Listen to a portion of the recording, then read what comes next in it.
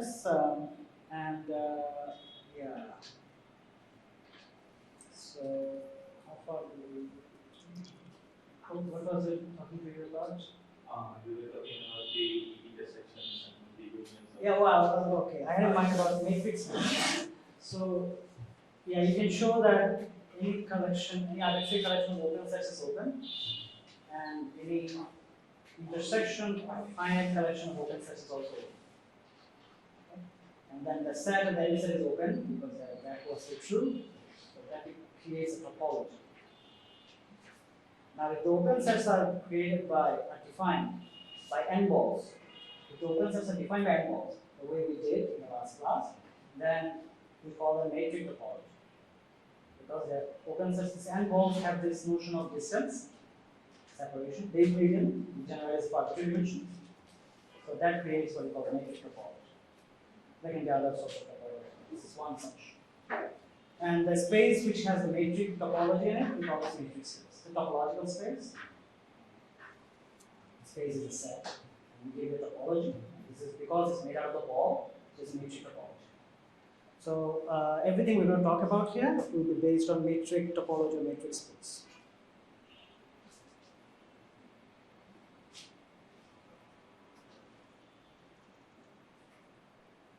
So it means that there's a set S and there will be some matrix D. This is a set, and this is the matrix. So, okay. So, first thing I will do today, which is going to be a huge detour, somewhat huge, into the idea of limit. We'll first start with the sequence and then go to the function, so that the systematics you can follow. Okay. Please interrupt me if you have any questions. This is a detour from no apostrophe. This is a detour from visual multivariate. It's a digression. So 8.4 is discussed, right? 8.4 is. Yeah, we will come to that. Yeah. So the same. No? This is not the same. Yeah, it's a digression on other topics, so that we can come to 8.4. Yeah.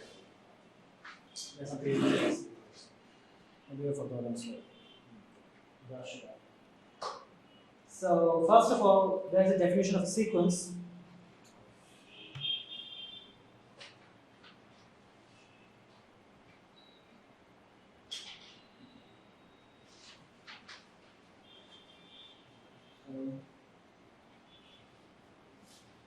Sequence is a function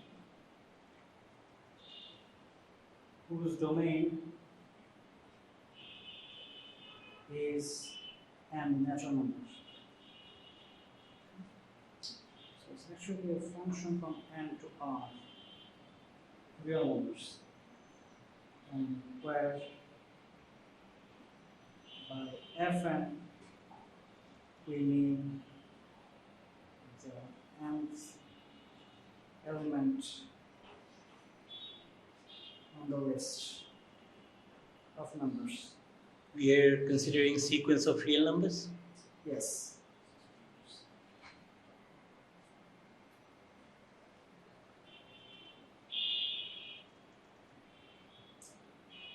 So some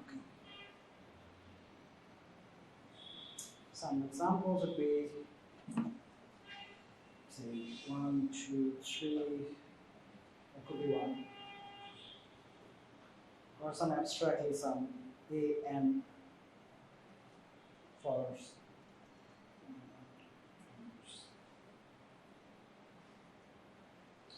So an obviously will be some real numbers, so you can pick an to be some a to the power n, say, 2 to the power n, 2 to the power n.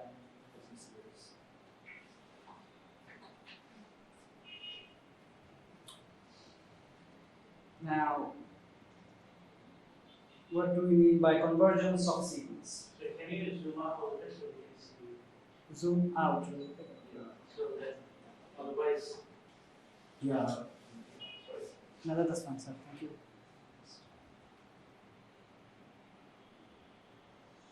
So, the definition for the convergence, I have to go a little bit down.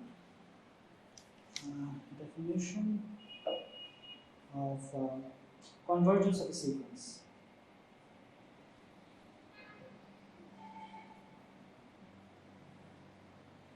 So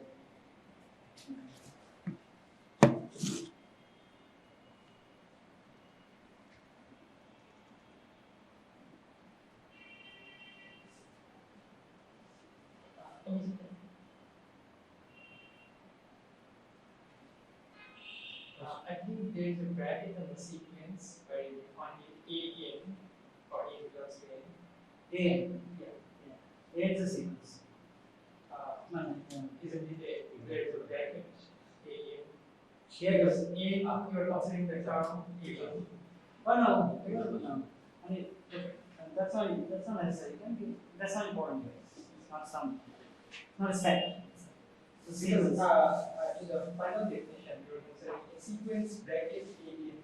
Yeah, here I use a bracket, that's why. The first example I use a bracket. Yeah, it's just to, because I wrote some numbers and Okay. you need to continue to make it look good. I have done anything to So in the first sequence, it's not one important. is mapping to one, two is mapping to two. Yeah, you can A1 is A1, A2 is 2, right? It's a good question. The symbol actually carries no. And the second sequence is a trivial sequence. It's an N sequence. AN is some it can be any arbitrary sequence. Right. But so do you mean AN is equals to A for all n? No, N is A to the power and somehow it's got it could be A to the power, for example. Okay, yeah. Because Sorry. otherwise if it meant AN is equals to A, then that would be a trivial sequence. No, yeah, that will be trivial sequence. Yeah. I don't know, somehow I mistakenly upon a message. Writing it. I was saying a 2 to the power and 3 to the power, I forgot to write that. Sorry. It makes sense, no? A to the power. I hope it makes sense. Any questions? Anything? Okay. Got a sequence and converges to a real number. So both of the sequence examples you gave, in some sense, for A that is greater than 1, It could be anything. Okay, it just could be it anything. could jump around, right? Yeah, it's an example. This is an example actually. This is not for covering everything. Sure. Okay. Sorry. It's an example, for example. Okay, so let me make it a little more. Oh. I'll change this. For example, n could be a to the power, where a could be a could also be natural numbers. In that sense, you get to the power and 3 to the power and also. But you can have one, half, and some sequence of numbers, whose domain is n. Basically, what satisfies the definition. Just some examples. Okay, so a sequence converges to a real number if for every positive number or less than there exists n such that whenever n is greater or equal n, all of that is a less To a real number A. sorry To a real number A. to a real number yeah, to a real number could be anything. To a real number A. To a real number if to a real number if yeah. What was the question? Yeah, I think it should be to a real number A if the rest is okay. Oh yeah, to a real number a, right, yeah, This is your right. To a real number a because I am considering a minus a. Yeah. To a real number a if for every positive number epsilon there exists an n such that on the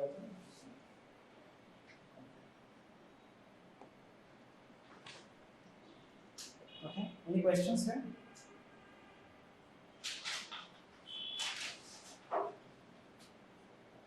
So this is your some A where the sequence of A will converge, and this difference will be less than some given epsilon.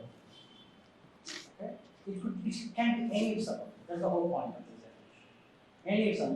You can take any large, start from very large and very small. Any epsilon. You can find a natural number n, okay, that is there exists a natural number n, such that whenever our indexing n, which was the domain of the function, is greater or equal to capital N, which means in the sequence, if you go very large in the sequence, okay, you should be able to find the numbers in the sequence such that this inequality holds. So these n will actually depend on epsilon, right? Yes, they depend on epsilons. The uppercase A is dependent. It always depends on epsilons. That you take. So the idea, the slogan goes like, as small you make epsilon, as large n goes. We'll see. But by the point that this definition is making sense, like what is what? Can epsilon be 0? Sorry? Can epsilon be 0? It doesn't make sense if it is 0 or not. It's a positive number, and it can be 0 or not. It's actually less. It's actually close to 0. If you have a less than 0, what? It has to be strictly positive. Positive, yeah. Epsilon greater than 0. If you go to 0, what does it mean? If it goes to 0, less than 0, what does it It mean? is actually the constant. It is, yeah. The same point. If Yeah. it's equal to 0, then A and then No, it's not equal. It's less than 0. You know? So epsilon must be greater than 0. Yeah. Yeah.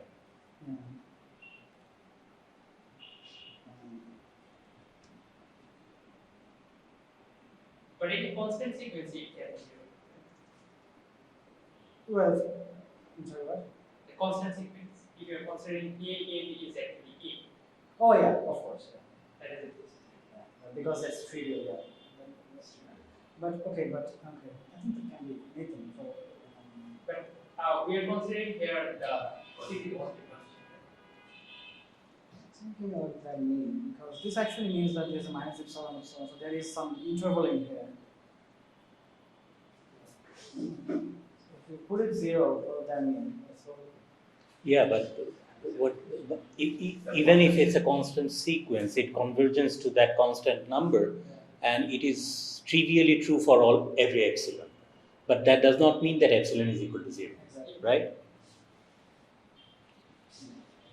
So unpacking might make sense that what we're considering is some interval centered at that point where it's converging. So techniques will have some sense.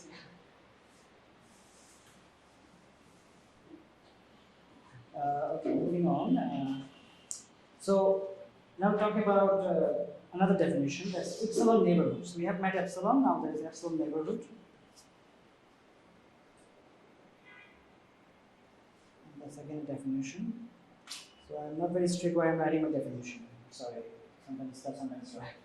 As long as it's definitions, regarding the notation. So yeah. An is defined as a sequence. Yeah, so AN is, yeah. But later when you apply the condition for n greater than or equals to n minus a, here it is an element of the sequence. Yes, and the element of the sequence. Yes, f of n is equal to AN. Oh, yeah, you're right. Yeah, you're very right. And so you can say that f of n is AN. So, because I already have a function, f of n is AN. So let me write it down. Define it this way. Thank you. Consistency checks are very important. Okay, so the definition goes like this.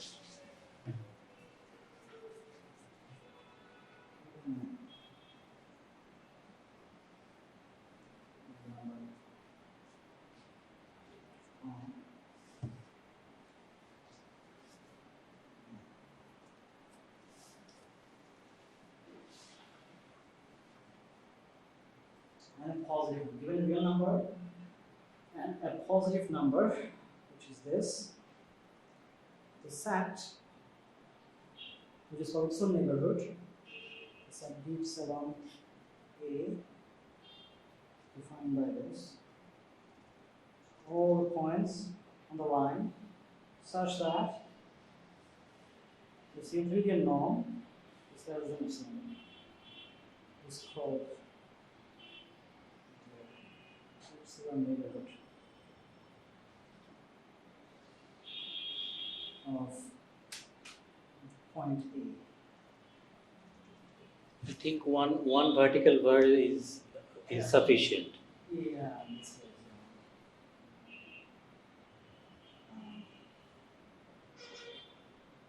Because we are in the set of real numbers. yeah. And later on we will. Yeah. Excuse me. What is the word? Epsilon is greater than 0. D is The set. The set. Oh, the set. Sorry, the set.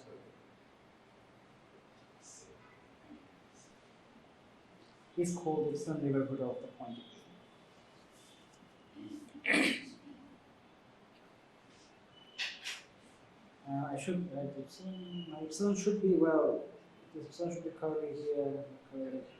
You're right. I see the confusion.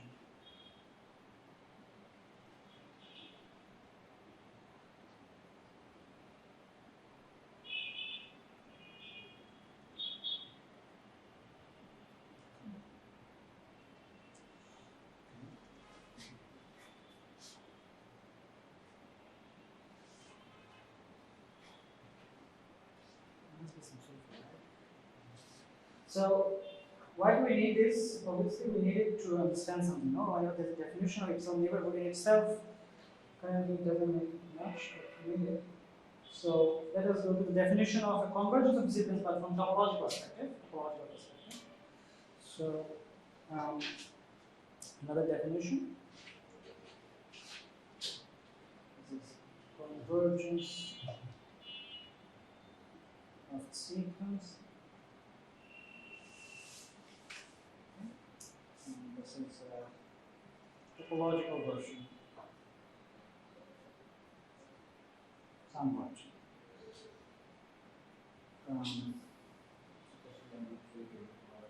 So sequence AN converges to A if given some neighborhood, which is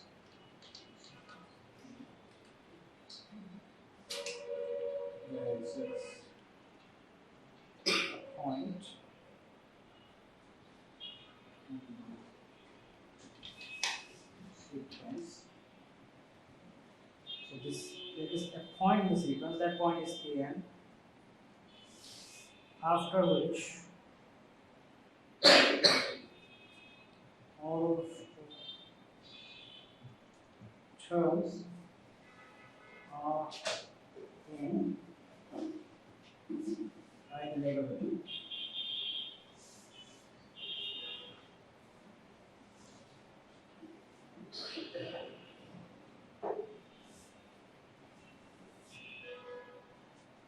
Is that beacon related to the upper beacon?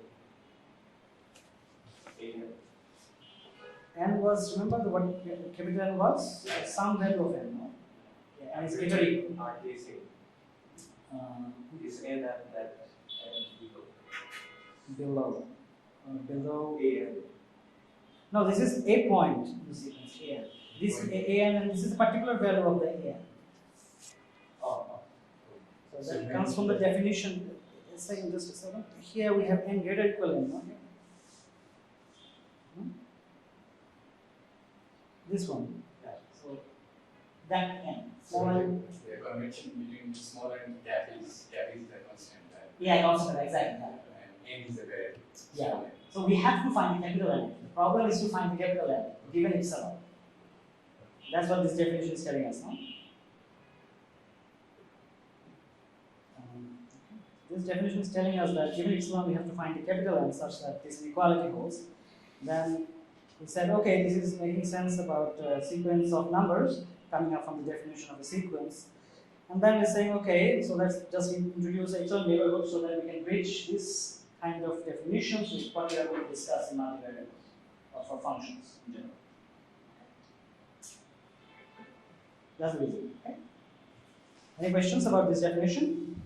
Okay, so you are saying that a n plus 1, big N plus 1, a big N plus 2, every such point of the sequence will lie inside that ball, right? Yeah. After which all the points are, they won't leave. They will be there. After an, every point is there to be in that. It's our neighborhood.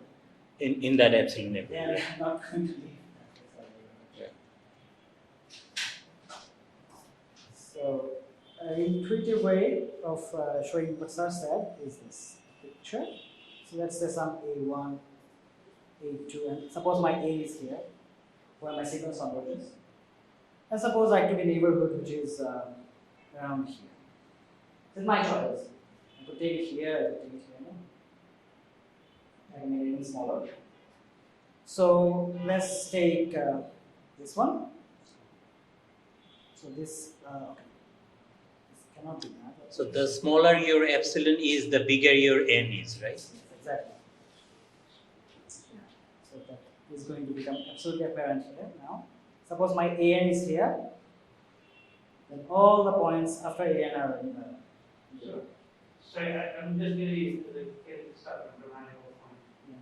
You're saying a sequence A sub small n converges to some A, which is a real number, if given any neighborhood V epsilon of A, which is an open neighborhood around A, there exists a point in the sequence A sub capital N, after which all the terms are in V epsilon. After which you mean with A n plus 1. Yeah. Okay. All the points.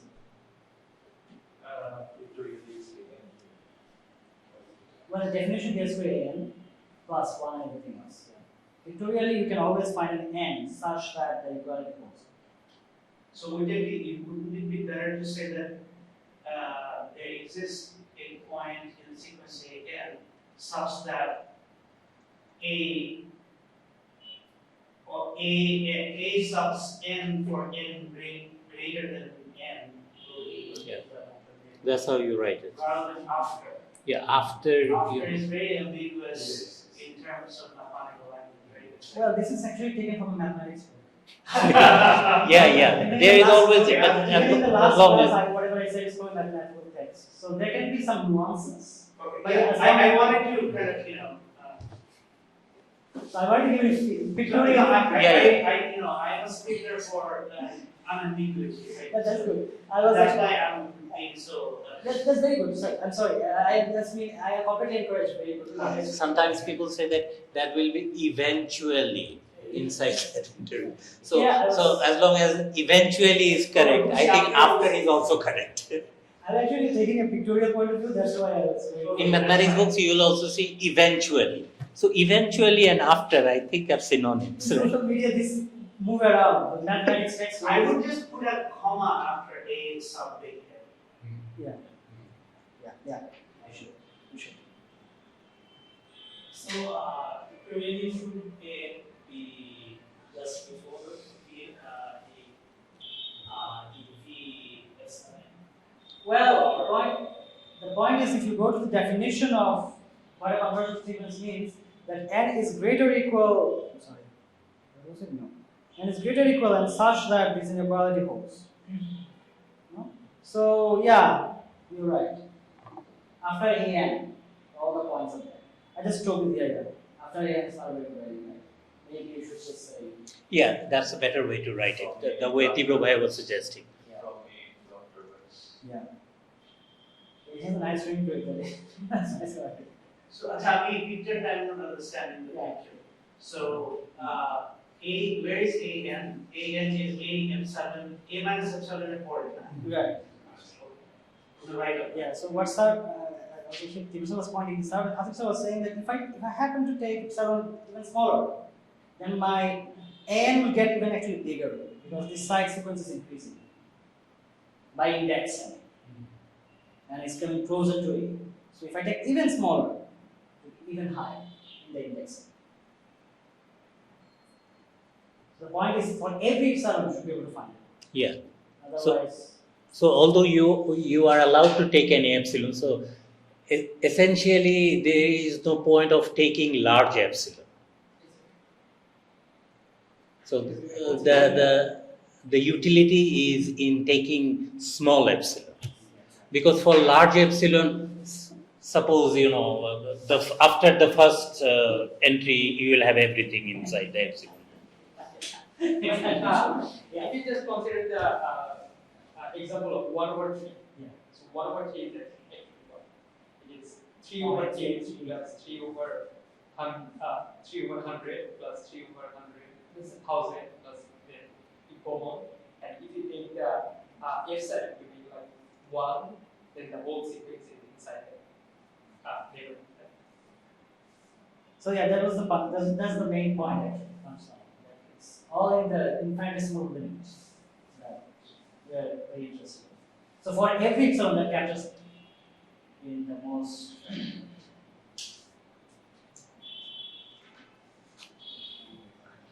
So there are, okay, so both definitions, so we have now two definitions for convergence. One is in terms of neighborhoods and one is in terms of sequences. And finding some natural number. So what do they actually point to? So both definitions refer to the fact that my writing might not be very clear. Please point me if there is any confusion. Both definitions refer to the fact that there is a natural number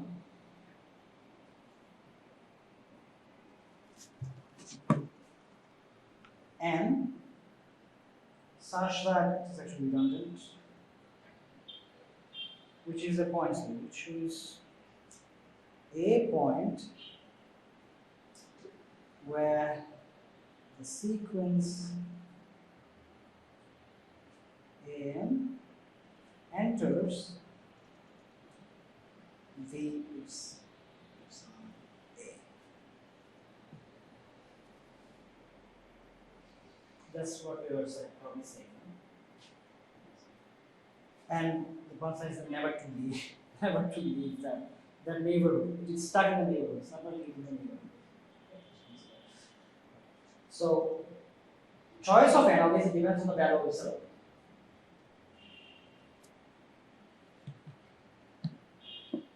Start.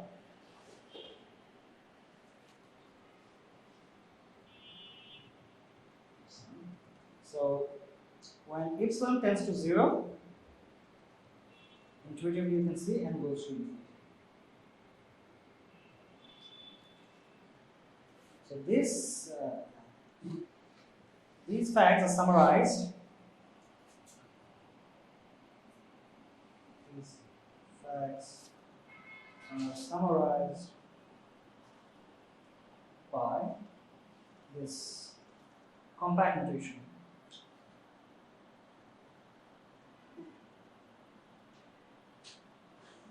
So when you write this means all the other things that we have mentioned. Any questions? This follows directly from the punchlines I was talking about.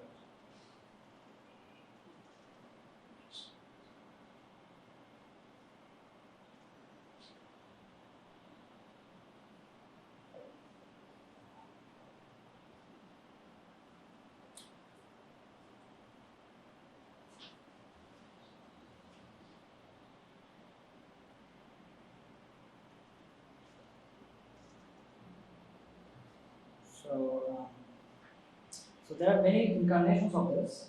One is that we say, this is the finest definition, but there are the equivalent ones. Say n goes to A as n goes to infinity. This terminology is also used. we say an tends to a as n tends to infinity. That's fine. Also, people use an tends to a if an minus a and this goes to 0.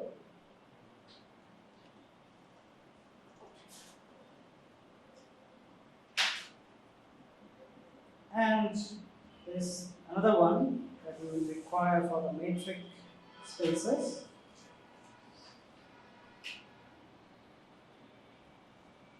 An goes to a as d n comma a goes to 0. So this d, I was just talking about, this is the metric. This is the metric, and it is this Euclidean norm that you write a minus a n. Another way around.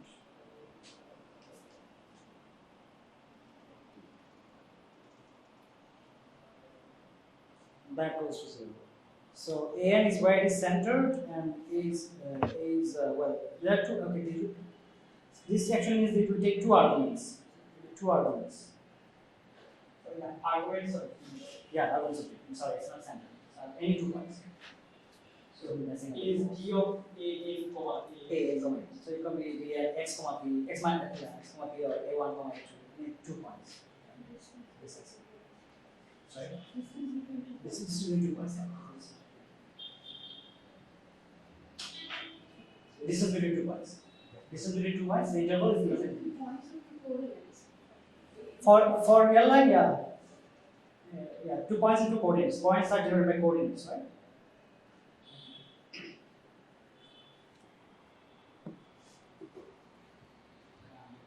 Anything else?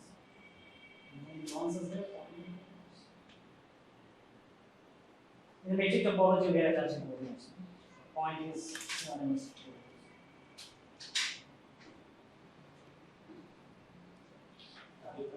These 2 points will be superimposed on the area if this matrix B is equal to, let me see, A is goes to a larger number, then A and A will be superimposed together. Yeah, exactly. So D is stinted with the choice of ANs. Right? So go very far in the sequence, this will actually go to 0. So, what is the picture? The A is approaching A. So the separation between them is, the interval is actually, distance between them is actually getting shrinking. Okay? You are still in R. I'm still in R. I'm just about to leave R. So, an exercise for all these ideas. Exercise is this. Take some example as well. So, lim 1 over square root n. And this is equal to 0. So try to prove it. As n approaches infinity. Yeah, not As writing n it. approaches infinity. Yeah, but I'm not writing it. I'm just using this big symbol, and you make up a equivalent definition. But do you not have to specify the limit? But this is up to, because I'm using n greater equal n, and you can just come up from that definition. With the limit concept, I'm saying that this converges to 0. Then you just come up with all the other machines. Lim is a symbol. So, I mean, the thing is that if I'm going to prove this, I have to know what the sequence is, right? So here the question is that for every epsilon, now you know the sequence. You know n is natural numbers. Sorry. N is a real number, I'm sorry. So, okay, the way that you have defined limit Yeah. is it only goes to infinity. Yeah, মানে আচ্ছা ঠিক আছে। The way that মানে এখানে একটু problem এটা what which n I okay forget about this symbol I have to that's So the point. well, actually, it's not a good idea to write limit. I think he wants to say that this sequence converges to 0. That's what you need to show. the sequence converges to 0. Okay. So I'm just like, since I'm not a reading mathematician, I'm just asking. I'm also in mathematician, so this is the real analysis book actually. I have no. Yeah, so you want us to prove that the sequence 1 over square root of n converges to 0. But this n is actually different from the n we met before. Yeah, it converges to 0, but you're saying n isn't the real number? Yeah, now, yeah. Can't be real, say real numbers, square root of n, and can't take 0. Yeah, well, so yeah, positive It has real. to be Okay, in in positive. natural And do we also have to take n? Yeah, yeah. We cannot We be have to zero. specify the limit that n goes to 0? That's a good point. We cannot take negative numbers. Yeah, but absolute zero. yeah, but is it as you are not then considering the sequence, right? No. I'm sorry? If it's the sequence, then n has to be a natural number. Yeah. Otherwise, you are not in the domain of the definition of a sequence. Yeah, you know, the thing is that you're asking us to prove something that has not been defined. Yes. So, in the definition of your sequence, Yeah. your domain was the set of natural numbers. Right. So now I'm you're saying, proving this if n is a natural number. Right? Yeah. But I'm not proving, but you know, but Yeah. we haven't been shown how to extend that for n is a real number, right? So there is a problem if you define it in the domain of real numbers, because when we are considering the sequence, we have the notion of countability. Yes. And Yeah. real numbers. it's uncountable. Yeah. So Please go on. that means when you are considering the 1 over square root of n, Yeah. and n belongs to R, that is not a countable sequence. Right. So the problem is what Sar mentioned, right?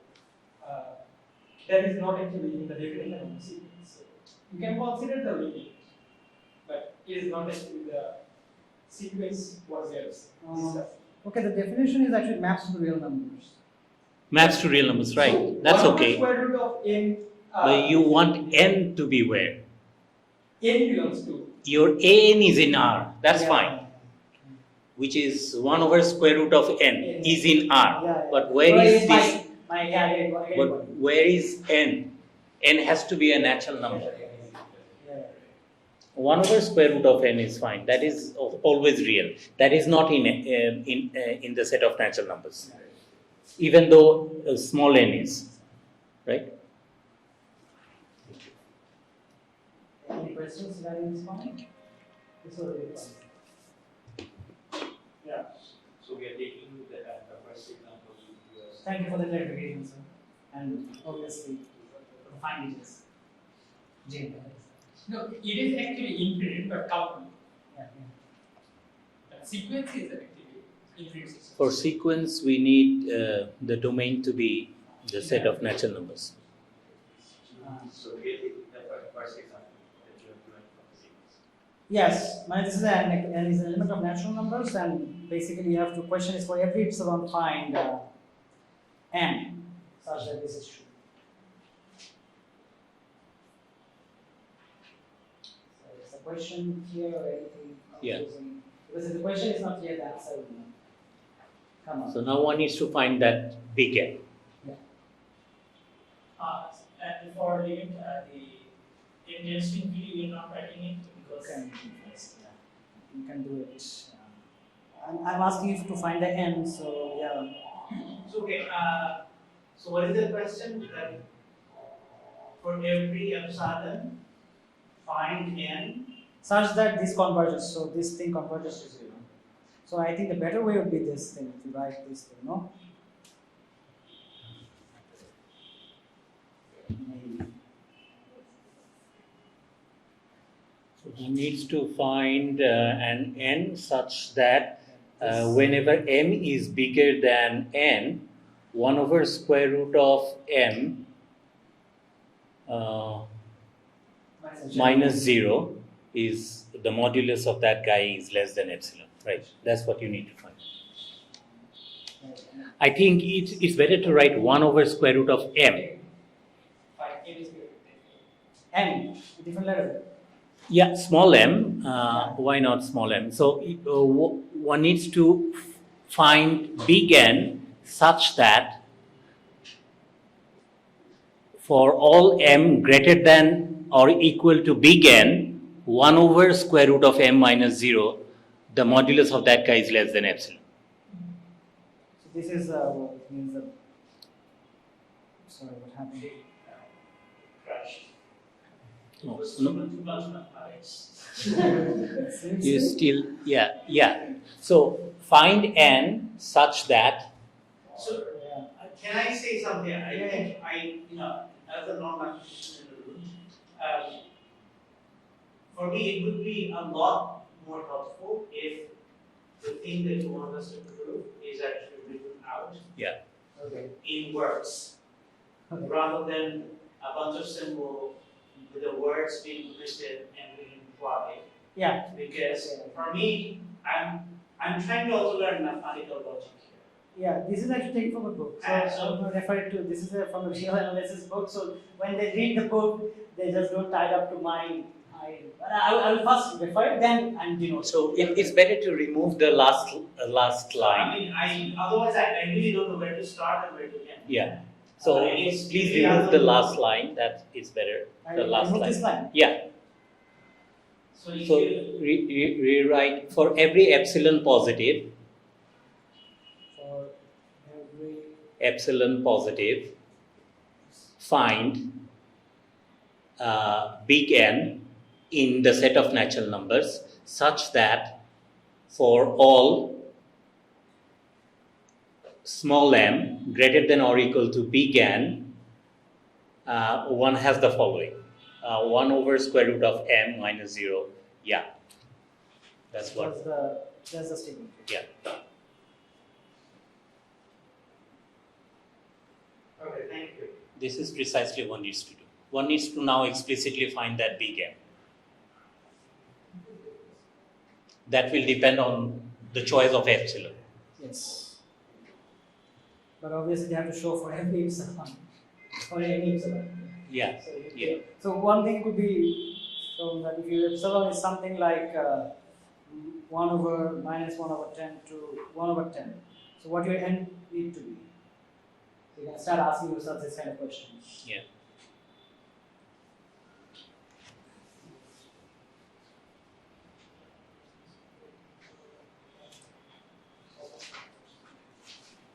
So any questions in the sequence converges? The sequence converges to a number which is not in the, or to a term which is not in the sequence. Yeah. Yeah, in this case, yeah. In this case, That is a possibility. That's it. So the epsilon is in our hands. Yes. Of course. Well, epsilon is actually You choose. in your hands in the sense that you can choose, but you have to choose it as yeah, for every, you have to choose it for every epsilon. Not for one or two. So there could happen, there is some pathological example or something like, so you have a seemingly looking continuous function, but one point I take it out. Now if you take a big epsilon, it might appear okay. And as you go very closer to this point, you'll find that this is not okay. Okay, write down some function f of x, some 2x plus 1, and you can just check epsilon that.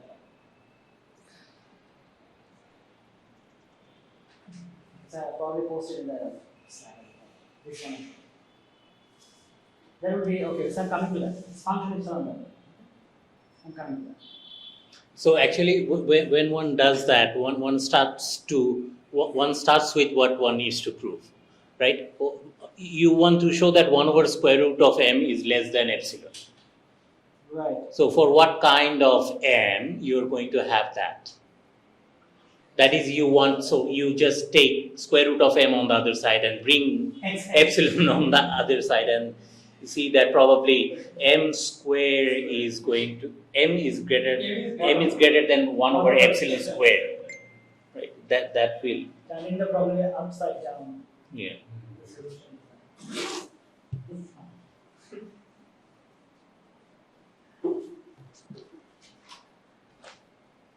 Okay, so now going to more of towards the function. Now we're just sequences. Now we're going to the function, and just have to map one pathological example there. And check here. So let's define something. Closure of a set.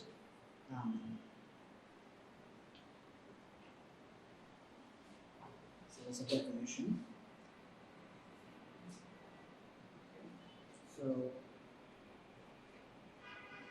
closure set S is defined as the S is a subset of R to the N yes, yeah, yeah. or just R? In this case, no, it's, I can generalize this. I can generalize this for all, for my multivariable. R to the N. Yeah, so it's good to talk about what this S is part of. Yeah, we go for R to the N. S is defined as the yeah, sorry, it was interaction. Sorry, intersection. Sorry. Interaction.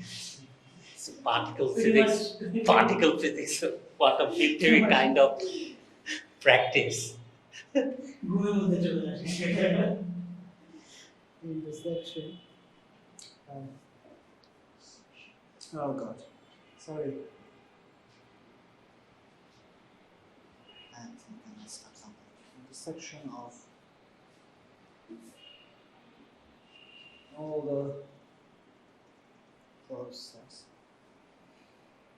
containing S.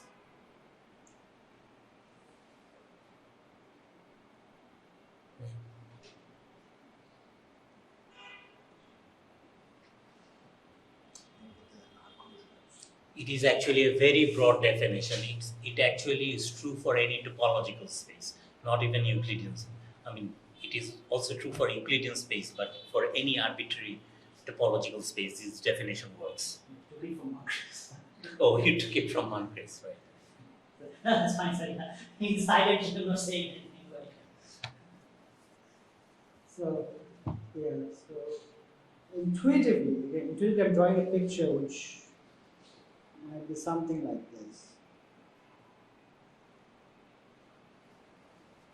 So these are some A1, A2, A3, and this is your S.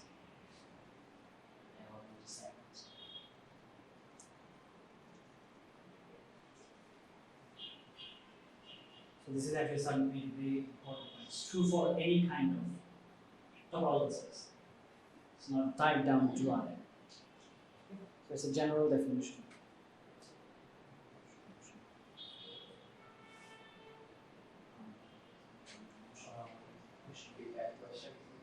Does closure mean the boundary? Closure means everything. Interior points and boundary points. Yeah, intuitive sense means everything. The interior points and boundary points also. Okay, so let me write a set. So S, int of S is contained in S. No? Yeah. So the definition says the closure of a set is defined as the intersection of all the closed sets containing S. These are closed sets, by the way. Yeah. So this is denoted by S bar. So closure of a set is denoted by S bar. Yeah, it also contains the boundary points. Yes. Because they are closed sets. Yeah. Otherwise, it would not be useful. Yeah. Otherwise, it would be just A is A. It is the smallest possible closed set with that property. And that is why it's the intersection of all possible. This is part of all the sets. Yes, they are all intersect. Yeah. All Yeah, considering all those sets that intersect such a way that they have this common sets. S, yeah, concept. All the closed sets. All the closed sets. What is denoted by S bar? So the picture was intuitive there. It means that comprehensive definition summary. S bar is the closure. S bar is a closure. Yeah, it's You should denoted. have made closure.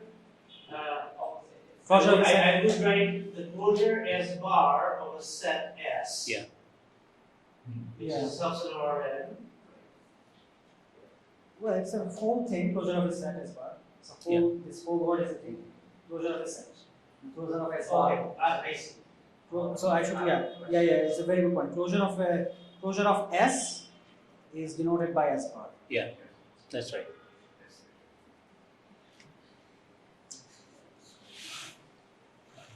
I have a question. What's the difference if S is closed? Then what's the difference between S and S1? Yeah, there is one thing. I'm coming to a point. Yeah, can I take a moment to come to a point? Yes, there is an connection between closed sets and closure of set. They're the same. We should clarify your point. Okay. Yes. So I'm moving forward. So another definition is called accumulation point or limit point.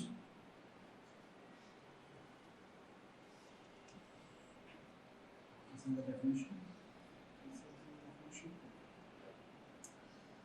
So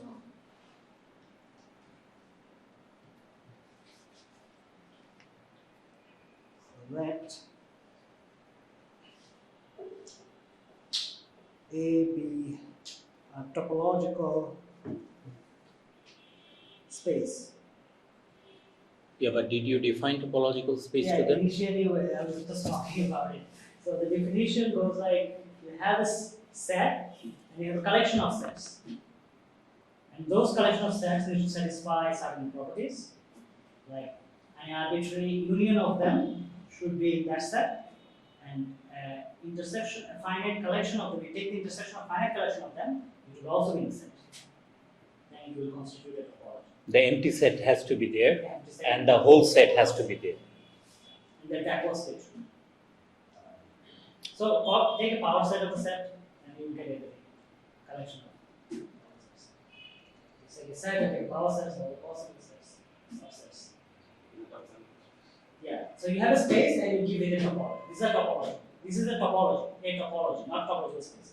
So what we're talking about, we have a set, and their unions are going to be a set in that collection of sets, and intersection of finite collection will also be in that collection of sets. That's a topology.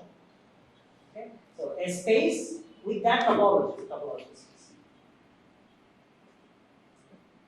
I'm not going very deep into this one. Just I hope you have these exercises and last discussions to help you out, and you can also look up the definition. But that will digress out too much of our time, so I'm not going to discuss that one. Okay? I'm referring to previous discussion and problems and web books. Okay? Questions? Problems of slide. Problems on slide. Yeah. Comic also has very good problems that identifies you to topological space. Okay? Any questions? Still any questions about topological space? Well, that fine definition actually won't get too much part here. That's why I'm not writing it down specifically, so that you don't digress too much. As be a subset, already it's a huge digress, you see. Usually after I finish this, I will give you a massive apology for that. About an hour, no more. A subset of A. Okay, so A be a topological space and S be a subset of A. A also let A be some element of A. D, okay, not let. Okay. We call, or we say a point in that subset. Well, a point in A actually, which is not in the subset. I'm sorry. As a subset of A, we say A in the topological space be a limit point of S if every, this is just to emphasize the importance of the word, neighborhood, it's by neighborhood we mean its own neighborhood, A of A bisects S some point other than A.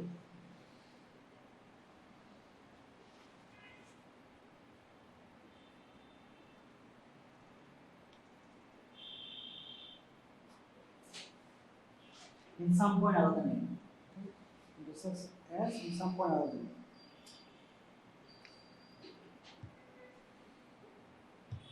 This is a point of an A is one. Yeah, well, because the intersection is contained in this set, so let me also.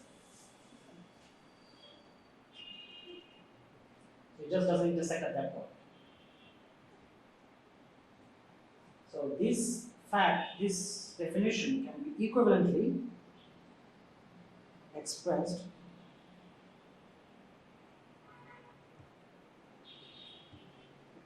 said or expressed as a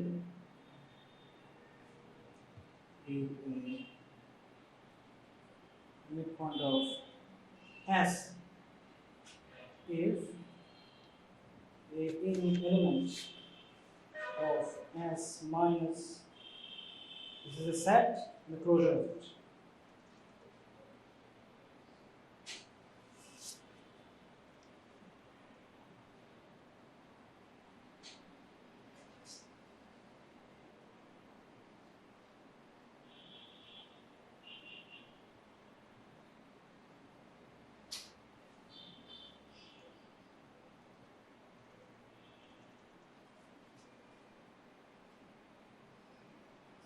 Questions?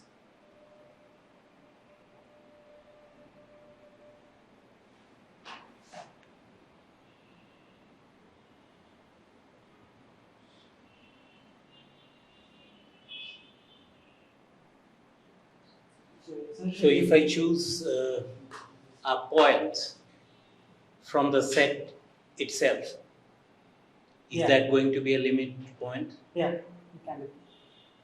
It will be automatically a limit point. So does everyone understand that?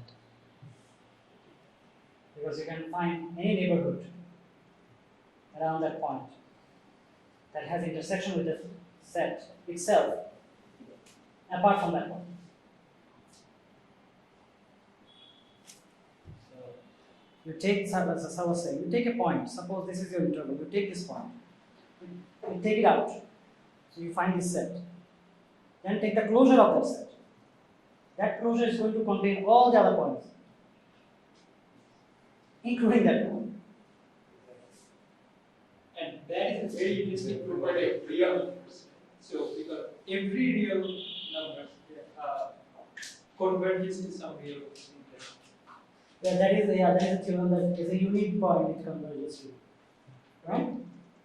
For converges to every point in real numbers. So again, can you repeat the statement? So the in the real number, like we are considering the real number, we can construct a sequence that converges to some real number. So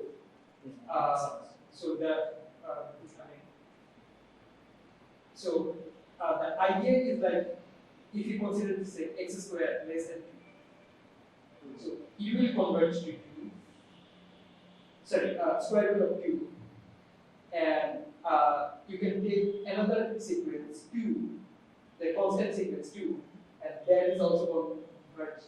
That sequence converges to 2. So you can actually construct a sequence that converges to some real numbers. So that's why real number is a complex. Oh, it's a complete. Complete. Yeah. Complete is property of the number. Say a Cauchy sequence. There is a convergence. But what does it mean by completeness? Completeness has to do with Cauchy Yeah, sequence. Cauchy sequence. Every Cauchy sequence converges But I mean, in that set. yeah. Then you so said that's why I give the example of x squared less than 2. yeah. So I mean, so this Cauchy sequence x squared less than 2 converges to the real number square root of 2 Mhm. because the real is a complex set. So every Cauchy sequence in a complete set must converge. Sorry, I missed a little bit. Was Cauchy sequence defined? No, it's not. It's not. So let us not move into these Cauchy sequence type of things at this moment because we are digressing too much. So what you were saying here has to do with limit point. So a nice exercise would be to consider the sequence 1 over n in R. So write down in curly bracket 1 over n, where n belongs to the set of natural numbers. So try to find the limit point of this set. This is one of the examples. So try to find the limit point of this set using the definition that Abhijeet provided. So that's a very good exercise actually. It's very nice. Yeah. Yeah, this is an exercise.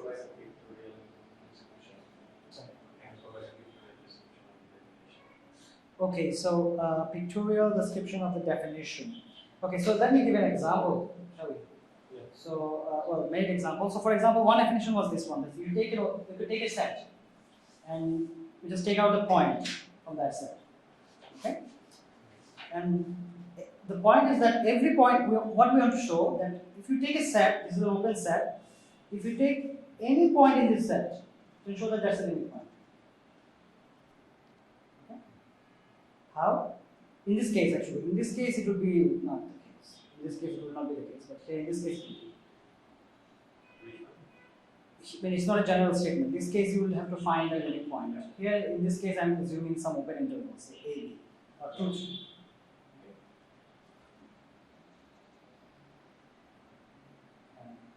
So I'm having 2, 3. So there's a 2, there's a 3.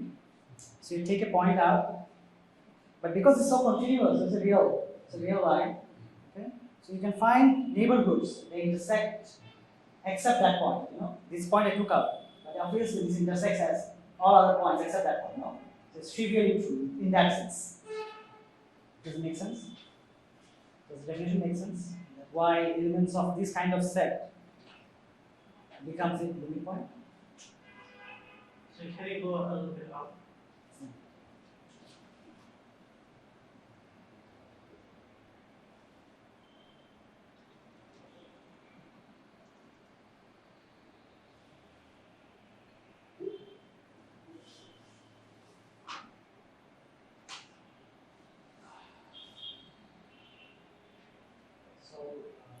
So the definition of a limit point is that if you pick up any, so if that the point, what was that point, limit point that he denoted by?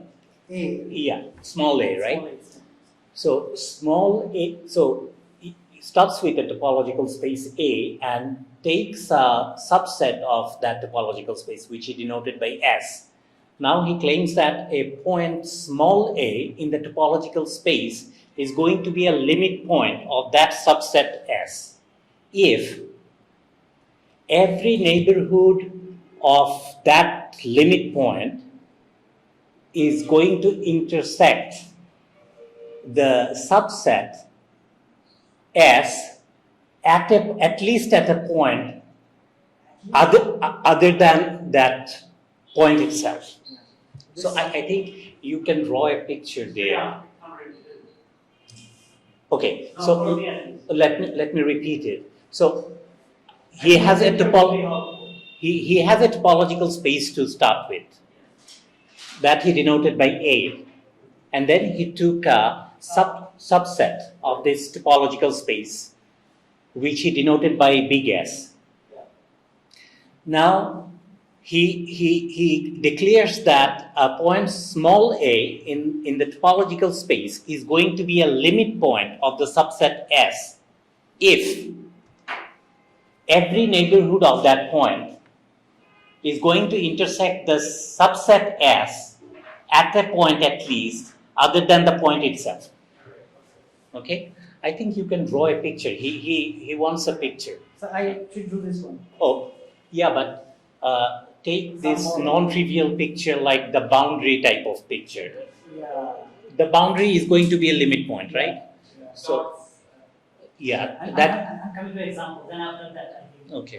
Let's look at an example. Let's look at one. So let's look at this one example that might be related to as I say. by the way, as I was mentioning, as we were mentioning, A may or may not be in S. Yeah, that's right. So this is a limit point of a set. Yeah. So every point on the set is trivially a limit point that one can check. You should be able to check it. Yeah, so this example here is that, so let A be a real line, okay, and S is half open interval, okay. So take a neighborhood around 0. This will intersect this set, no? Apart from 0. Okay? And outside 1. Take a, so it's a 0 and 1, no? So 1 is included, 0 is not. Take an interval, open interval at around centered at 1. That's a boundary. So it will intersect some points which is not 1 itself. Is that clear? Yeah. Yeah. Eventually, these are the interesting examples. If you go to other points, 0 and 1 are limit points. yeah, exactly. And also, if you take any other points, they are trivially true. This I was saying. That you can also find because they are contained between 0 and 1. No? So these points you can always find a neighborhood. So the non-trivial case is to find those limit points which are not included in the set, which are like the boundary points. In this case, 0. In this case, 0. In this case, 0. And also 1. 1 is actually 0. Yeah, 1 is a boundary point. In this case, 0 is not contained, but 1 is a boundary point. Yeah. But we know from the earlier class that this is a closed set. We proved it, no? Yes. Is that closed set? No. Okay, we proved that 0 infinity is a closed set. I'm sorry, 1 infinity is a closed set. Sorry. This is not a closed set. Yeah. So, okay. But in a closed set, say 1, 2, in a closed set, you can also show that it has all the limit points. And actually, the definition of a closed set is that it contains all the limit points. Right.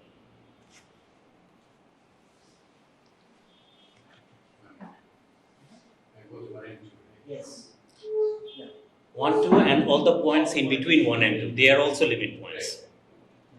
It contains all the limit points. So actually, the case is a boundary. It's focusing on the boundary. Everything else is. So a closed set contains all of its limit points.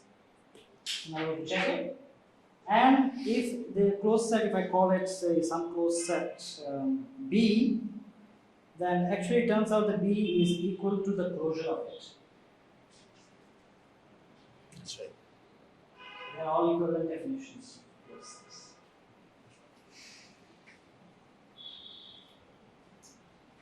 So,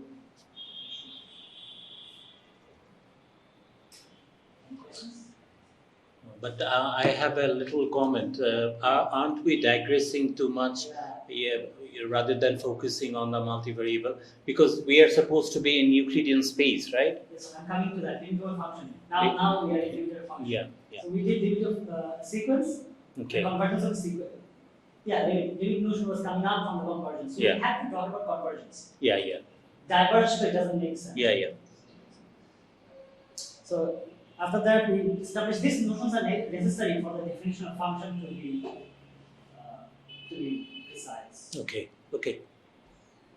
Limit of a function. Definition. Okay. So consider two matrix spaces. I denote them by this SDS and TDT. Okay, so T or S are their spaces, and D is this matrix. This is Euclidean matrix, the matrix space, where ds and dt refer to the respective matrix. I'm sorry, do you want S and T to be subsets of some Euclidean spaces? No, not yet. So, They're themselves, they're themselves. Oh, actually, I see what you want. Yeah, they're subsets of some matrix. Yeah. so Yeah. and you are taking ds and dt to be Euclidean matrix. Yeah.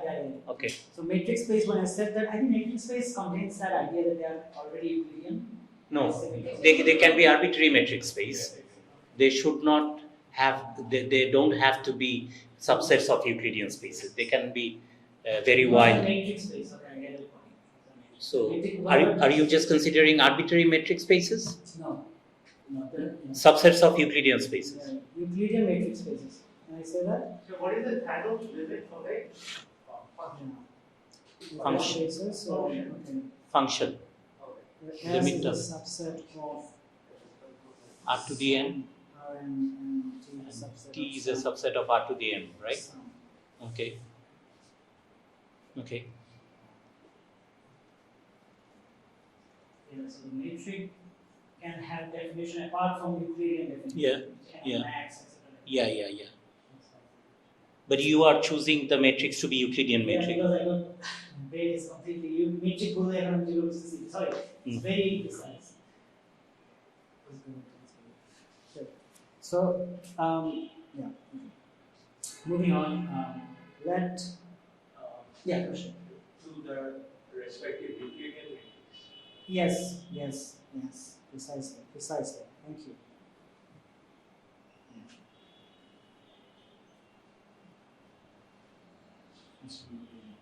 Let A be a subset of S, and we consider the function f to be a map from A to T. Then, so if P is a limit point of A and B is an element of T, okay, then limit x goes to P, f of x equals to B. I'm not done yet.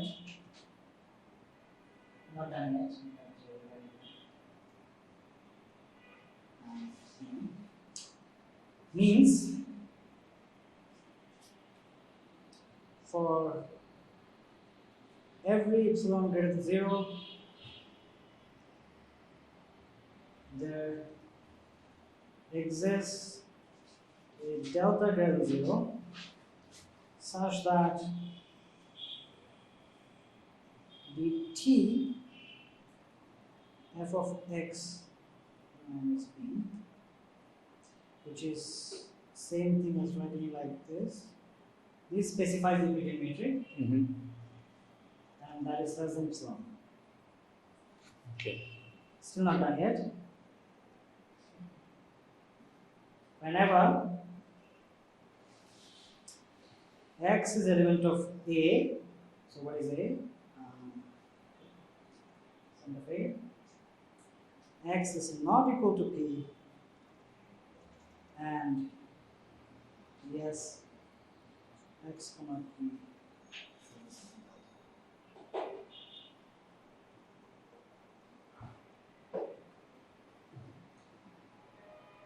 Which I should also clarify, what does this mean? Which means that this is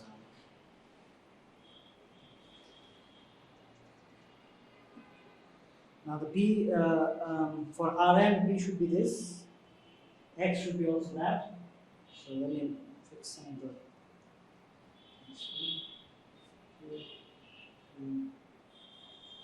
put a bar on every Yeah, f bar of x bar. yeah, if we talk about vector value functions, so right, if we talk about scalar value functions. Let's talk about scalar value functions. Okay, if I say B is a vector, why not? Let's see if I do not hit the stacks in my path. Good. Any questions? Usually all my bars are downstairs, so do not put them upstairs unless it's a closure of the set. Okay? These are vectorial symbols on P, not on T. Okay. So your x vector is in A, right? Yes, X vector is in A. And x vector is not equal to the P vector. The points, yeah. Instead of vectors, let's call it points so that it's a point. High dimensional space. Okay. A point is a point, but different spaces you have different descriptions. Okay, good. Any questions about this definition? Does it make sense? So it uses the idea of limit point. And as you have seen, limit point may or may not be in the set. Okay? So here the input, domain might not contain P, and the range might not contain B for this definition. B vector. B point. Yes. Yeah. This let's make through step by step. So what we have started with. So the definition of a limit of a function, okay? Not continuity. We're going for limit of a function. Find the limit. Okay? So first thing that's clear. So considering two matrix spaces. It's a map between two matrix spaces. And I'm taking a subset A of the matrix space S.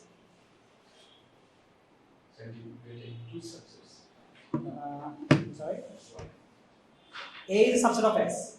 Okay? And S and T are two matrix they are all subspaces of Rn and Rm. Okay? Yeah, S and T. Yeah. So in the domain of S, so this is suppose this is some weakly S set. Here I'm taking an A. Some A is here. So some A is here. So it must be contained here. So some A is here. And this is S, this is A. So this is a function which maps to T. This is actually getting mapped in a T. This is getting mapped to somewhere around here.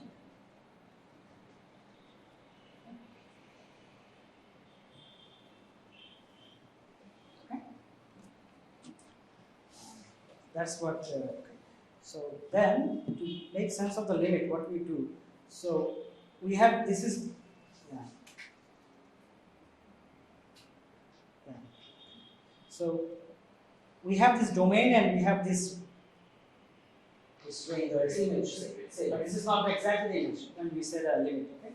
Something we expect now. Suppose we do not say B, but only in the domain. Okay. So in the domain X is approaching this P point. Okay. So as close as approaching P point, my f of x is actually approaching P. However, the P point is not just any point; it's a limit point.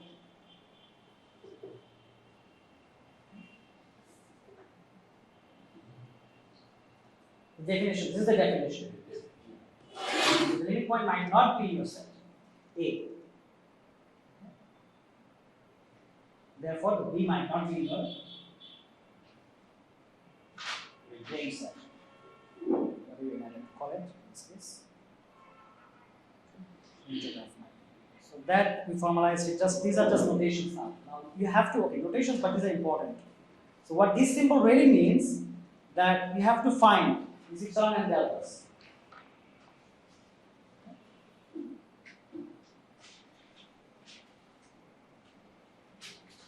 Okay.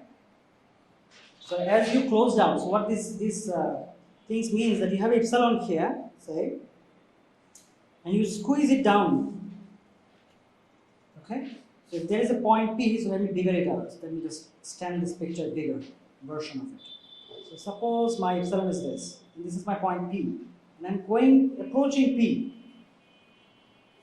Approaching P. As I'm approaching P, in this case, which is a set of bigger set,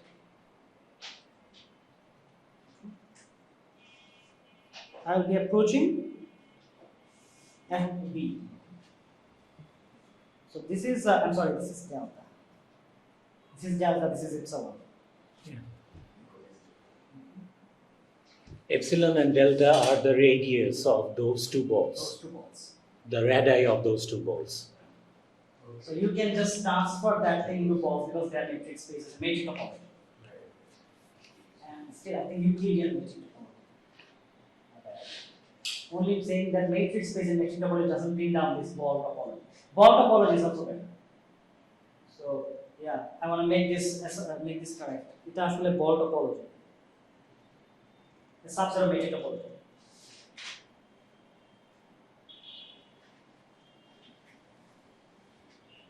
Okay.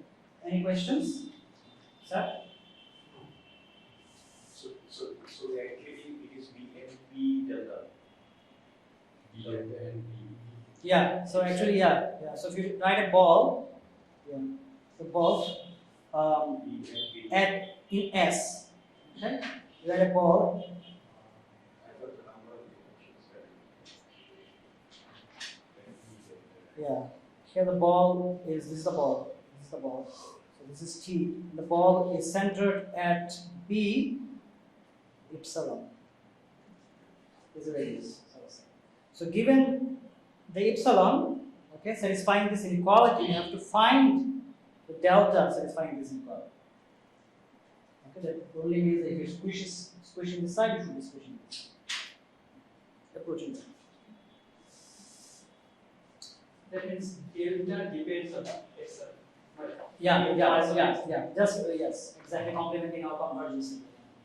And the statement delta function. ডেল্টাটা খুঁজে বের করতে হবে। So এটার একটা better version, পিকচারের একটা better version আমি আঁকতে চাই। সেটা হচ্ছে অনেকটা এরকম ভাবে আঁকা যায় যে এই বলটাকে আসলে বিএস, এটা এভাবে অনেকে আমরা এভাবে বলতে পারতাম যে বলটা আসলে so this is your A subset of S.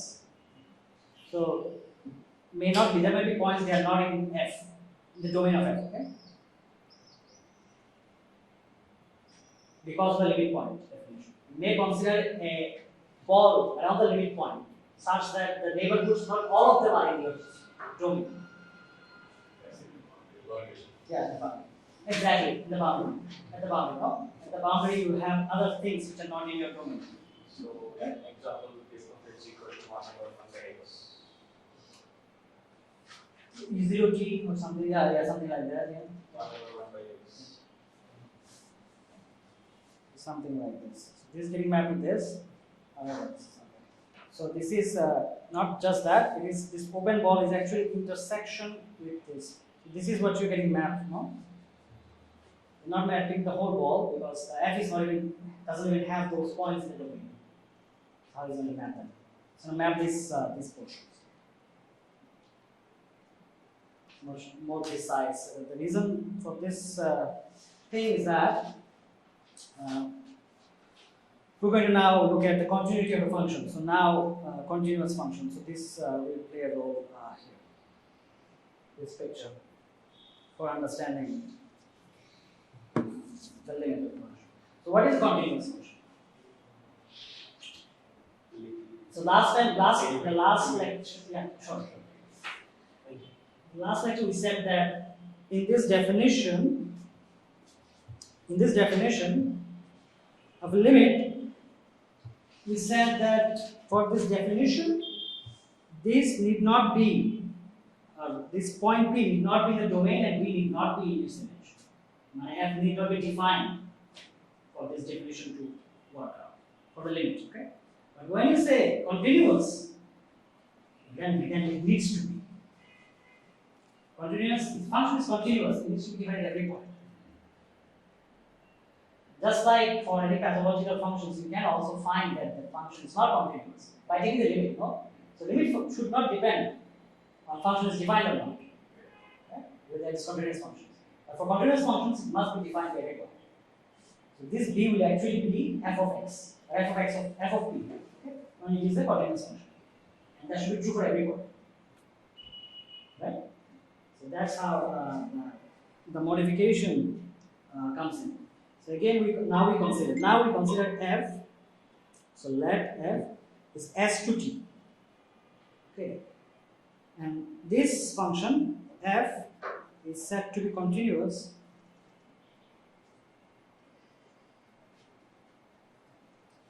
at P element of S if for every epsilon greater than 0 there exists delta, this is a simple fact, I think everybody knows, delta greater than 0 such that dt, now I'm directly using as you can see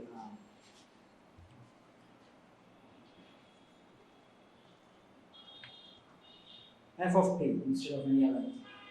Wherever,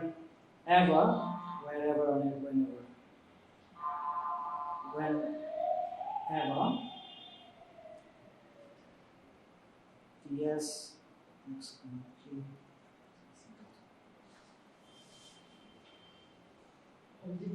Is everyone familiar with the symbol we use for there exists? everybody, well, sometimes saying that this is there exists. I'm also saying there exists. The symbol means there exists. So that after this session, we can go back in textbooks. Ultimately, we are discussing here to go for more understanding. You read it and you get it here. This is a step towards that. Unless, well, I do Hasib Sir's class and they are amazing. That class will be spoiler. But I'm not that good of a lecturer, so I encourage that everybody goes on and just give you some of the materials. Okay, so any questions about this? Okay, so these really mean, what these really mean is that this function now is going to map this ball, this delta, this is going to be a subset BT, which was not the case when we just defined the generic case. Can you see that this is not totally contained in T? But for continuous case, it will be. Because it's defined at every point.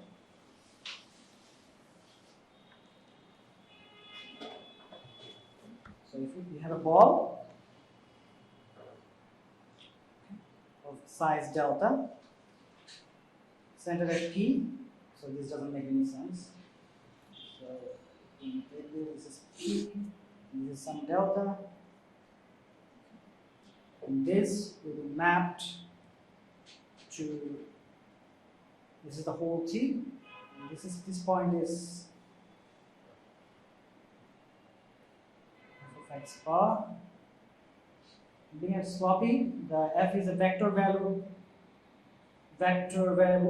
function, vector variable function. So there is a bar at every case.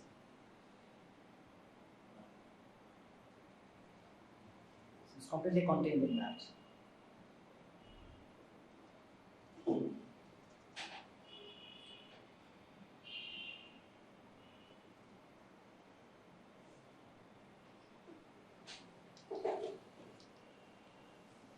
Any questions?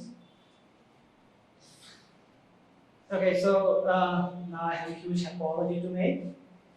I'm going to go back to multivariable phase then. And this is just the payload to limit. I'm sorry.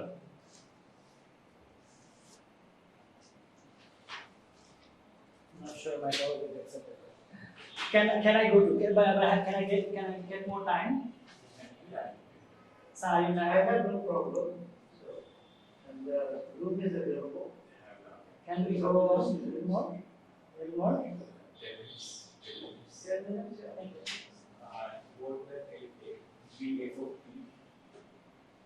Yeah. Excellent. The center must be f of p.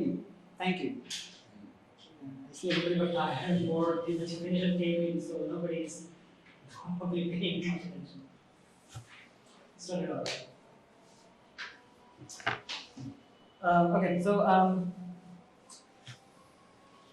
Okay, so I'm going back to the limits, and this will be something like 8.4 as in apostrophe. So limits and continuity 8.4. Why are we following this book? I'm sorry? Why are we following this book? Why are we following this book? Isn't seem sufficient when information level? No, it is. The exercises were good. I will just demonstrate. I will just give you an example that it is. The point is that it requires some prerequisites, as we mentioned before. It requires some prerequisites, and when prerequisites are not met, and there is a confusion, I think we should clarify this. If you have a question, we must clarify this. Otherwise, Can you suggest some reference book for the prerequisites? suggest it. Prerequisites with him. Yeah. Well, so the topological argument, these arguments are topological, inherently they're topological. So some basic linear algebra, some basic real analysis, basics, some definitions, some basic notions, and some basic single variable. So this is topological part. Yeah. The exercises that you gave, level sets and level covers. Yeah. There was a lack of geometry field here. But we haven't really explored level sets yet. The exercises were given on slide. Yeah. They failed. Oh yeah, we Yes. discussed in the last class actually a little bit about what We levels. did, but we didn't see how to plot that on 2D or 3D. Just sketches. We actually plot in 2D. We plot it in 2D, f of x squared plus y squared as a circle. We plot it in 2D. What's the point? Yeah. So a level set is something. So okay, I'm just doing it over. Yeah, sure. So You don't have to explain that. I understood that, but the yeah. exercises were a problem. You can proceed what you're planning to do. Right. So please talk to me. I'll talk to you in Slack. Yeah. If there are confusions, What was the point you had? The exercises that were given on slide to practice, there were level sets and curves to be determined. And I wasn't very clear about how to solve this. Because the content that was given in the chapter wasn't enough to come to the exercises. That's true. So I think, yeah, that's something we need to have to consider the materials. This book might I be mean, good, but So when we were at Cambridge, we were told that for every course in Cambridge, so not that I'm saying that these are Cambridge courses, but that you are welcome to look at these books, but the books are not necessary. So, I mean, yes, we should want them to look at a possible if they want to go deeper, but logically, I think, at least logically, I mean, I know that there's a limitation that you can only do in 12 lectures, right? How much material you can cover. But in the logical, but I think the logical content of the course should be self-contained, right? I mean, when I taught complex analysis in 4 lectures in Cambridge at PI, it was a very big challenge teaching 4 complex analysis. I mean, the only thing I assumed was that they knew what complex numbers were. And I told them that there's I didn't prove anything. I told them that there is a Taylor expansion and looks like this, right? But if they wanted, they could get most of the lecture just by reading the lecture notes. Okay. If they wanted something more deep, of course they would have to go to the books, blah blah. But I think we'll fail. Don't worry about that. But aiming that would be helpful for everyone. Otherwise, we might as well just sit at home and work through a possible way. So so I think it is a good idea for us to aim to make it as logically independent as possible. Yeah. Okay. We have to sacrifice some depth. There is no, because of the time that it's a boot camp. It's not a full course, right? Okay, that's a good. We should think about it. Ronit taught us spontaneous symmetry breaking when I was in film theory at Harvard University, but he didn't teach us that it was renormalizable or the quantum aspects of it. But the fact that he gave us the notion of spontaneous symmetry breaking was the only reason why I had the courage to take on an essay on the formation of topological defects in the early universe when I went to Cambridge. Because I understood that single word in the explanation of that. essays that through spontaneous solution breaking this topological defect. And I learned and I got an A in that essay. And because Lolita Mohammad did me a big service by introducing that notion in a logical fashion. So the motivation for the boot camp for me was that can we do something here so that when our students go abroad or whatever job that they want to go to, they have a frame of reference to start with. Okay. So yeah. So I'm just like I'm being very open about because you're the first batch of people and you're an experiment, we're an experiment, everything here is an experiment. Right? So I'm being very, very vocal and very honest about the thinking process that is going on. That's Yeah. okay.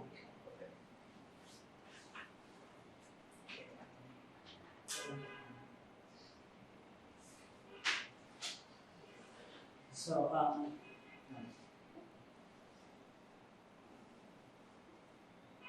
thank you, sir. Oh, you're welcome. Sorry, I speak my mind a little bit too much. I just was assembling my thoughts, so I just couldn't come to a conclusion. I mean, I'm also usually a bit awkward, so I'm very apologetic all the time. So I'm sorry, I'm making a lot of You're mistakes. too much.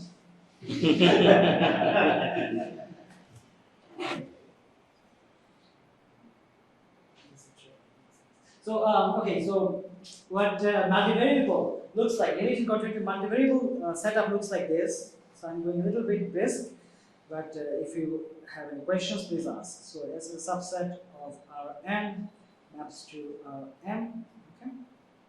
If A is an element of Rn and B is an element of Rn, so we write for the limit with this. X tends to A F. Now, I'm not writing everything else. Now you understand the epsilon delta definition, buried in it, which is not discussed in episode in their book, but was discussed in his other books. So this, what does it mean? Well, it means many things, because we're in the Euclidean space. This also means that you can consider things like this.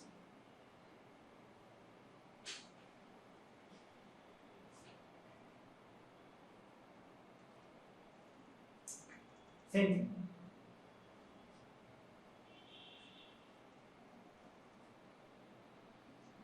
Now there is one trick. One trick is to introduce another variable into the game. You can think of it as an error, some sort of error.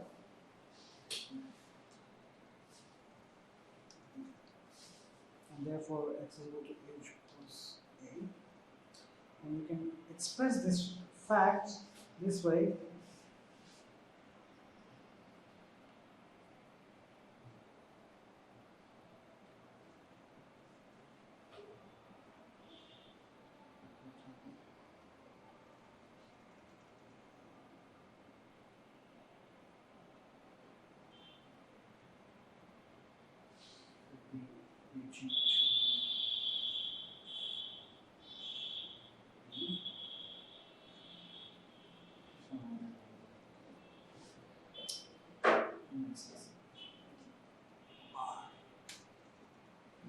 Okay. So the notation, so everything is okay here up to this point. Just now everything should be clear. The same thing, no? Same thing. Now, there are many notations, and particularly in this book, many things confuse me. Bear with me when I say this thing. This represents the vector tuple. So in R2 I am doing. These are in R2. Okay. In this tuple. So these are the values. A and B are not vectors. They are scalars. They're scalars. Real numbers for R2. And what did you write? X comma y goes to a comma b. This is coming from this. So your a vector, this is your a vector for apostole. And this is okay. This is an R2, and you can generalize into arbitrary dimensions. Okay? And for a continuous function,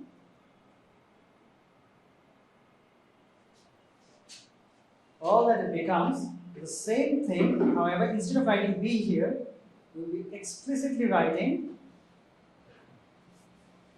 f of a. Which means that the function is defined at every point and it exists at every point in the domain. Okay? So that is the continuous function. And that's the main continuity part. Okay? So I'm going to write down some basic facts about limits. Basic facts. Little risk. So this is a theorem. Point 1. So if limit Is it supposed to be a rectangle with all that are in Yes. that domain? That's what, yeah, exactly. Yes, yes, in the ball. Yes, you're right. In the ball. The domain means I meant ball. Yeah, I meant the ball. Yeah, you're right. A ball centered at P, or in this case A. A ball centered at A. Not every point. The domain means that ball. It's a ball to ball map. As I was saying that if you squish there, you squish there. It's a ball to ball map. Right, thank you. It's a domain, it doesn't capture. It's pretty precise, thank you. So if f of x is a function which is continuous, having limit b, I think I made a mistake, it should be b. And there is another continuous function approaching the same point, having limit c, then the following are true. Okay. These are the following are true, the properties are true. A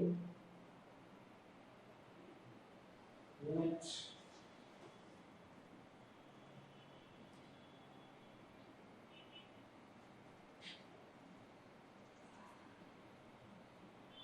so here the hint is that when you add two functions in two-pole space, then the addition of those functions are point-wise addition.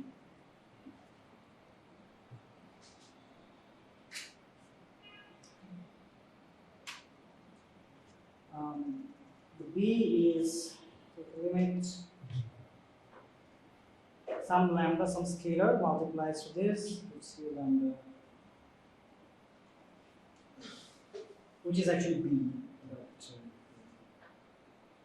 so this thing you prove it, and for every scalar lambda.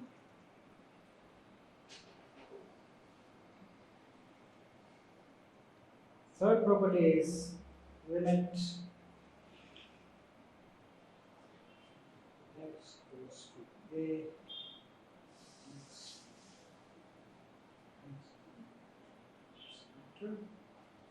and fourth property is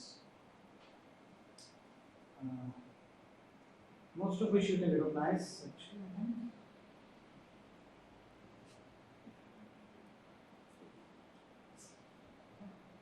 So you can see that this follows from this. D follows. So A and B are your exercises. Let us check C. Fairly straightforward. Can we check C, or will we do it in the next class? The proof is very simple actually. Everybody wants to do? Which, do you have a hurry answer? It's 10 minutes. I'll pull the wire. Maybe 10 minutes would be too late, maybe 3 more minutes, is that possible? Yeah, 3 minutes. We are already late. Yeah, might be too much. So consider, to prove C, in maths there is a saying that do not start something which came from nowhere. Sometimes people do start with something which, yeah, comes from nowhere. Sorry? What is it? Yeah. Is that our product? This is a dot, yes, vector dot. Very well product. Yeah, inner product. So, it's the inner product space. Yeah, that much should be. So f, so you can write it in factorized form like this. So there are some pieces which are not in this factor. We are going to subtract them out. Is there a dot between the two brackets? There's a dot between the two. There's a dot between the two brackets. Exactly. Yeah, understood. Thank you. This minus c, obviously, and it should be plus, so it should be.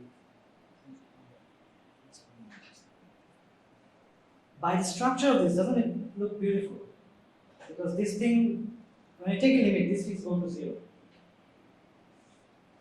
Ultimately, I take a limit. And this is what you need to prove, no? That their dot product is actually continuous. Okay? So the answer is in the way of expressing it. What is the question? So by using Schwartz and actually Cauchy-Schwarz, but just like Schwartz, and triangle inequality. Okay. So take a norm of this thing.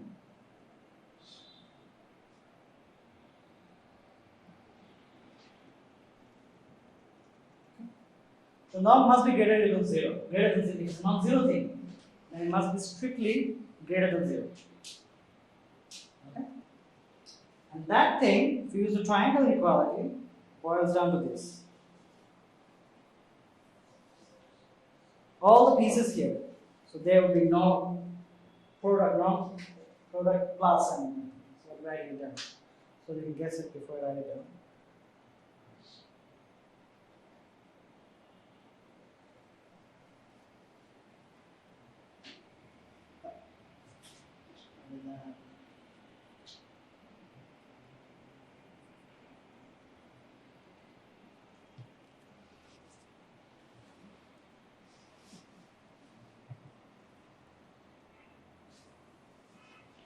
Okay. Next thing, take the limit. If you take the limit, this is always true. This inequality is always true. But if you take the limit, what happens that this part is going to be 0. Can you see that? Because that is what we started with in here. No? This definition is equivalent to writing it. Let me write it down. Limit, when I say limit x goes to a, f of x is equal to b, it's actually equivalent to the saying that limit is a norm going to 0.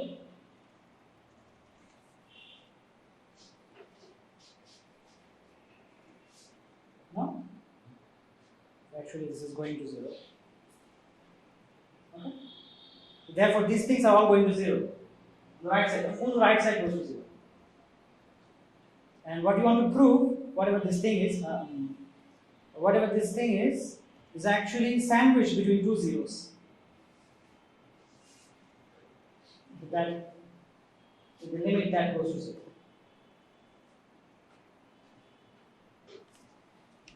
I think there is something missing there. Plus C times. Wait, can you undo the eraser? Yeah. Eraser token. Now, yeah, is it? Thank you. So, okay, I think up to this point,